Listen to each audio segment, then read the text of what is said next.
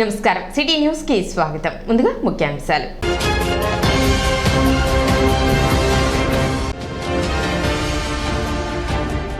ప్రభుత్వానికి ప్రజలకు మధ్య వారధి వాలంటీర్ వ్యవస్థ. ఎమ్మెల్యే అన్నాబత్తుని శివకుమార్.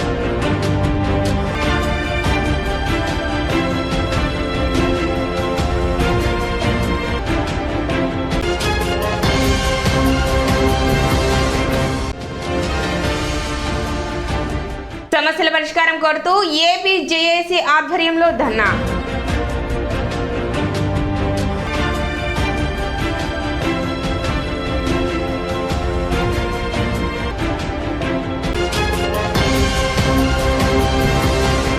సమస్యల పరిష్కారం కోరుతూ ఏపీ జేఏసీ ఆధ్వర్యంలో శనివారం ధర్నా నిర్వహించారు.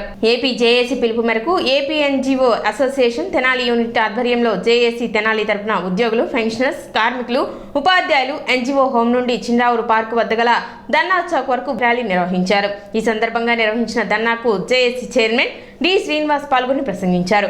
ప్రభుత్వం మొండి వైఖరిని విడనాడి ఉద్యోగుల, పెన్షనర్ల బకాయిలు మొత్తాన్ని వెంటనే చెల్లించాలని, అదేవిధంగా సిపిఎస్, జీపీఎస్ ను రద్దు చేసి ఓపీఎస్ ను పునరుద్ధరించాలని డిమాండ్ చేశారు. ఉపాధ్యాయ సంఘ నాయకులు S Ramachandra Rao, DV Subba Rao, Sambasiva Rao, municipal ఉద్యోగుల అధ్యక్షులు రామచంద్రరావు, ఎన్జీఓ ఉద్యోగులు B Krishnamohan, CH Vidyasagar, Kumar, Nancharayya, pensioner association నాయకులు, కార్మికులు పాల్గొన్నారు. 14వ తారీఖు నుంచి నల్ల బ్యాడ్జీలతో నిరసన వ్యక్తం చేస్తూ 15, 16 తారీఖుల్లో అన్ని ఆఫీసుల్లో కూడా లంచ్ డెమాన్స్ట్రేషన్ చేయడం జరుగుతుంది. అలాగే ఈ 17వ తారీఖు ముఖ్యమైనటువంటి అన్ని తాలూకా కేంద్రాల్లో కూడా మరి ర్యాలీ ధర్నా నిర్వహించడం జరుగుతుంది. ఏంటంటే మరి ఈరోజు ఉపాధ్యాయ ఉద్యోగులందరూ కూడా బజార్న పడటానికి కారణం ఏంటంటే ముందు ప్రభుత్వానికి ధన్యవాదాలు తెలియజేయాలి. మరి ప్రభుత్వం ఇప్పటికీ కూడా స్థానికంగా స్పందించకపోవడం కూడా మాకు ఆశాస్పదంగా ఉంది. ఎందుకంటే మొన్న గ్రూప్ ఆఫ్ మినిస్టర్స్లో కూడా స్టేట్ కౌన్సిల్లో కూడా మరి ఒక మంత్రి గారు కూర్చొని ఉన్నారు, బొత్స సత్యనారాయణ గారు. వారు మొన్న పేపర్లో నిజమా వీళ్ళు కార్యాచరణ చేస్తున్నారా, ఉద్యమం చేస్తున్నారా అనే విషయం హాస్యాస్పదంగా మాట్లాడటం కూడా చాలా విడ్డూరంగా ఉంది. కావున మా యొక్క సమస్యలు మరి ఏవైతే ఉన్నాయో మరి కాంట్రాక్ట్ ఉద్యోగుల్ని ఇంతవరకు 4 నెలలైంది జీవో కూడా ఇచ్చి ఇంతవరకు కూడా క్రమబద్ధీకరించి దానికి ఒక ప్రణాళిక కూడా తయారు చేయడం జరగలేదు. ఆ 7/2018 ఎటువంటి అయితే జీతం తీసుకుంటున్నామో ఆ డీఏ ఎన్హాన్స్ అనేది జీతంతో కలిపి ఇస్తున్నారు తప్ప మరి మాకు బకాయిలు ఇంతవరకు చెల్లించలేదు. కావున మరి ఇప్పుడున్న ధరల సూచిక అనుగుణంగా మరి 12వ పిఆర్సీలో కూడా మధ్యంతర భృతి 30% కూడా ప్రకటించాలని మా జేఏసీ యొక్క డిమాండ్. ఉద్యోగుల పట్ల ప్రభుత్వం నిరసించినటువంటి దుర్మార్గమైనటువంటి చర్యల్లో భాగంగా మరి ఎన్నోసార్లు మరి అధినాయకత్వం ప్రభుత్వంతో చర్చల పేరిట ఎన్నోసార్లు కలిసినప్పటికీ మరి వాయిదాలు వేసుకుంటూ ఇప్పటివరకు ఉద్యోగుల్ని మరి ప్రభుత్వంలో భాగంగాను సంక్షేమ పథకాలు అందించేటువంటి, ప్రజలకు అందించేటువంటి సంక్షేమ పథకాలు అందించడంలో కీలక పాత్ర వహించేటువంటి ఉద్యోగస్తులను మరి నిర్లక్ష్యం చేయటం ఎంతో దుర్మార్గం. దాని యొక్క ఫలితం ఈరోజు ఉద్యమం బాట పట్టే పరిస్థితి తీసుకొచ్చింది.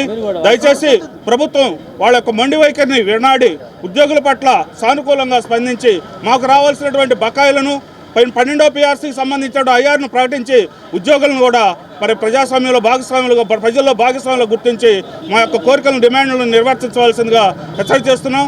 లేని పక్షంలో తప్పనిసరిగా సరైన గుణపాఠం చేస్తాం. ఉద్యోగులను రావాల్సినటువంటి బకాయిలన్నింటినీ కూడా త్వరితగతిన చెల్లించి మరి ఉద్యోగస్తులు న్యాయం చేకూర్చాలని ఈ ధర్నా కార్యక్రమంగా హెచ్చరిక. వార్డు పర్యటనలో భాగంగా పట్టణ 3వ వార్డులో 2వ రోజు చైర్పర్సన్ తాడిపోయిన రాధిక పర్యటించారు. 2వ రోజు వార్డులోని శానిటేషన్ పనులను పరిశీలించారు. కాల్వల్లో పేరుకుపోయిన వ్యర్థాలను సిబ్బంది చే తొలగింపచేశారు. ఈ సందర్భంగా ఆమె మాట్లాడుతూ ఈ ప్రాంతంలో డ్రైనేజ్ ప్రధాన సమస్యగా మారిందని, కాలువలపై ఇళ్లకు సంబంధించిన మెట్లు, షాప్ నిర్మాణాలు చేపట్టారని, దీని కారణంగా సమస్య తలెత్తుతుందని, త్వరలోనే సమస్యను పరిష్కరిస్తామని వెల్లడించారు. అదేవిధంగా ప్రజలు కాలువల్లో వ్యర్థాలను వేయరాదని ఆమె సూచించారు. పట్టణ సుందరీకరణకు ప్రతి ఒక్కరూ సహకరించాలని విజ్ఞప్తి చేశారు. కార్యక్రమంలో వైసీపీ నాయకులు, పురపాలక సంఘాధికారులు పాల్గొన్నారు. ఈ 3వ వార్డుకి రావడం జరిగింది. ఇది 2వ రోజు పర్యటిస్తున్నాం. ప్రజలకి మెయిన్ సమస్య అనేది ఈ డ్రైనేజ్ సమస్య అని చెప్పడం జరిగింది. ఎమ్మెల్యే గారు ఆదేశాల మేరకు మేము ఈ రోజున ఈ శానిటేషన్ అనేది స్టార్ట్ చేయడం జరిగింది. ఎమ్మెల్యే గారు ఈ వార్డుకు వచ్చినప్పుడు కూడా ఎమ్మెల్యే గారు దృష్టికి తీసుకెళ్ళడం జరిగింది. రోడ్స్ కానీ డ్రైన్స్ అనే సమస్య సగం వరకు ప్రాబ్లం అనేది సాల్వ్ అయింది. ఇక డ్రైన్స్ అనేది ఇది త్వరలోనే పూర్తి చేస్తామని, అలానే రాబోయే రోజుల్లో కూడా సుందరవదన తెనాల్లాగా తీర్చిదిద్దుతామని, అలానే మన ఎమ్మెల్యే గారు మళ్ళీ ప్రతి ఇంటికి వెళ్ళి ఎవరైనా సరే సంక్షేమం అందుతుందా లేదా అని తెలుసుకోవటం జరిగింది. ప్రజలందరూ చెప్పడం ఏంటంటే అన్నీ బాగా అందుతున్నాయమ్మా, ఈ డ్రైన్స్ సమస్య ఒకటే తొందరలోనే మాకు పరిష్కారం చేయమని అడుగుతాం జరిగింది. అలానే త్వరలోనే దీని మీద కూడా మేము స్పందిస్తామని, అలానే మా సిబ్బంది కానీ మా వర్కర్స్ కానీ మాకు సహకరిస్తున్నారు. ఈరోజు 3వ వార్డులో 2వ రోజు పర్యటించడం జరిగింది. మున్సిపల్ సిబ్బంది అధికారులందరూ రావడం జరిగింది. ఈ వార్డులో ఎక్కువగా ఖాళీ స్థలాలు ఉండటం వలన ఈ ఖాళీ స్థలాలను పందికొక్కులు తవ్వి కాలువలంతా పూర్తి చేయడం వలన నీటి ఎక్కడక్కడ పారుదల ఆగిపోయింది. దాన్ని మొత్తం రిమూవ్ చేయడం జరుగుతుంది. కౌన్సిలర్ గారు కూడా రోజు పర్యటిస్తారంట, రోజు తిరుగుతున్నారని చెప్తున్నారు పబ్లిక్. కాకపోతే ఏంటంటే నేను ఈరోజు ప్రతి వీధిలో ప్రతి డోర్ టు డోర్ కలిసి సంక్షేమం ఏ విధంగా వస్తుంది మన జగన్మోహన్ రెడ్డి గారిది అంటే ప్రతి ఒక్కళ్ళు ఎట్లా చెబుతున్నారంటే ఎంత గొప్పగా చెబుతున్నారంటే మా ఇంటికి అంత సంక్షేమం అవుతుందండి. కాకపోతే కాస్త కొద్ది ఈ డ్రైన్స్ కాలువలు ఇబ్బంది ఉన్నాయి. మీరు రాబోయే రోజుల్లో ఈ డ్రైన్స్ అన్ని పూర్తి చేస్తే మాకు చాలా బాగుంటుందని చెబుతున్నారు. అది చాలా ఆనందంగా ఉంటుంది. అదే కాకుండా ఈ నెల 20వ తేదీ నుండి 26వ తేదీ వరకు షరాబ్ బజార్లో వేంచేసి ఉన్న శ్రీ సువత్సల సమేత శ్రీ పంచముఖ ఆంజనేయ స్వామి దేవస్థానంలో స్వామివారి వార్షిక బ్రహ్మోత్సవాలు అత్యంత వైభవంగా జరపనున్నారు. ఈ సందర్భంగా శనివారం దేవాలయంలో వార్షికోత్సవాల కరపత్రాన్ని ఆవిష్కరించారు. 7 రోజుల పాటు జరిగే ఈ వార్షిక బ్రహ్మోత్సవాలకు భక్తులు విశేషంగా తరలి రావాలని ఆలయ నిర్వాహకులు తెలిపారు. సమావేశంలో వ్యవస్థాపక కుటుంబ సభ్యులు ఎస్బి శివ, కార్యనిర్వహణాధికారి అవుతూ శ్రీనివాస్ రెడ్డి, వంశపారంపర్య అర్చకులు రొంపిచెల శ్రీనివాసమూర్తి, ఆర్వి కిరణ్ కుమార్, ఆర్ సురేష్ తదితరులు పాల్గొన్నారు. మన తెనాలి పట్టణంలో షరాబ్ బజార్లో వెంచేసినటువంటి శ్రీ సువత్సల సమేత శ్రీ పంచముఖ ఆంజనేయ స్వామి దేవస్థానంలో శ్రీ స్వామివారి వార్షిక బ్రహ్మోత్సవములు 20వ తారీఖు నుంచి 26వ తారీఖు వరకు పాంచాహ్న దీక్షతో జరుగుతున్నవి. ఈ కార్యక్రమాలన్నింటికి కూడా 20వ తారీఖున అంకురారోపణ, 21వ తారీఖున గ్రామోత్సవములు, తదనంతరం కళ్యాణము మరియు 25వ తారీఖున రథోత్సవ కార్యక్రమాలు కూడా నిర్వహించడం జరుగుతుంది. యావత్ భారతదేశంలోనే అరుదైన ఆలయంగా విరాజిల్లుతున్నటువంటి తెనాలిలోని శ్రీ సువత్సల సమేత పంచముఖ ఆంజనేయ స్వామి ఆలయంలో ఈ నెల 20వ తేదీ నుండి స్వామివారి వార్షిక బ్రహ్మోత్సవాలు అంగరంగ వైభవంగా జరుగుతున్నాయి. వైఖానస ఆగమ ప్రకారము పాంచానిక దీక్షతో జరిగే ఈ యొక్క ఉత్సవాల్లో మాఘశుద్ధ చతుర్దశి రోజున శ్రీ సువత్సల హనుమతి కళ్యాణోత్సవము, మాఘ పౌర్ణమి రోజున శ్రీవారి రథోత్సవం ఎంతో వైభవంగా నిర్వహించడం జరుగుతుంది. అనంతరం 24వ తేదీన రథోత్సవం అనంతరం శ్రీచక్ర స్నానం పూర్ణాహుతి, 26వ తేదీన పుష్పోత్సవంతో ఈ కార్యక్రమం ముగుస్తాయి. యావత్ భక్తజనం కూడా ఈ యొక్క ఉత్సవాల్లో పాల్గొని పంచముఖ ఆంజనేయ స్వామి ఆశీస్సులు పొందాలని కోరుతున్నాం. Human rights council of India Mumbai ఆధ్వర్యంలో శనివారం ఫ్రూట్స్ మరియు బ్రెడ్స్ పంపిణీ నిర్వహించారు. కొత్తపేటలోని పాత గవర్నమెంట్ హాస్పిటల్ ఆవరణలో గల అర్బన్ సెంటర్ నందు రోగులకు ఫ్రూట్స్ మరియు బ్రెడ్స్ పంపిణీ చేశారు. ఇటువంటి సేవా కార్యక్రమం నిర్వహించిన హ్యూమన్ రైట్స్ ప్రతినిధులను వైద్యశాల సిబ్బంది అభినందించారు.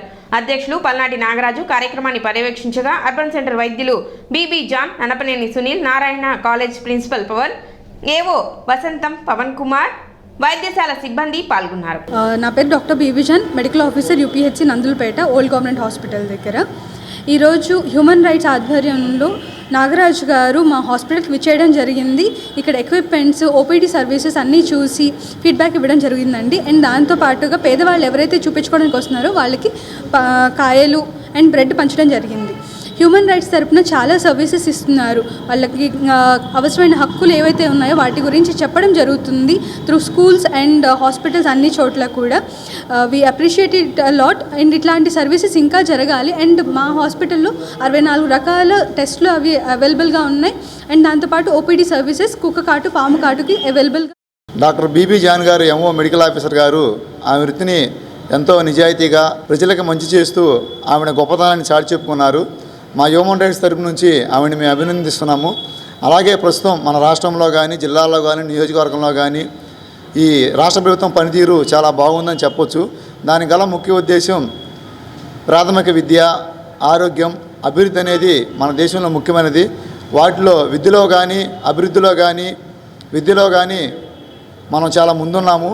అలాగే ఈ నియోజకవర్గ ఎమ్మెల్యే శివకుమార్ గారు కూడా ఎంతో నిజాయితీగా వర్క్ చేస్తూ నియోజకవర్గ ప్రజలకి న్యాయం చేస్తూ సామాన్య ప్రజలకి పథకాల విషయంలోనూ, ఆరోగ్య విషయంలోనూ అన్ని విధాలు హెల్ప్ చేసినందుకు ప్రత్యేక ధన్యవాదాలు తెలుపుకోండి.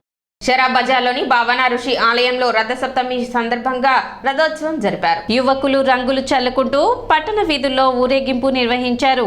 రాత్రి నిర్వహించిన ప్రత్యేక పూజల్లో ఎమ్మెల్యే అన్నాబత్రి శివకుమార్ పాల్గొని ప్రత్యేక పూజలు నిర్వహించారు. కార్యక్రమంలో సంఘ సభ్యులు భక్తులు అధిక సంఖ్యలో పాల్గొన్నారు.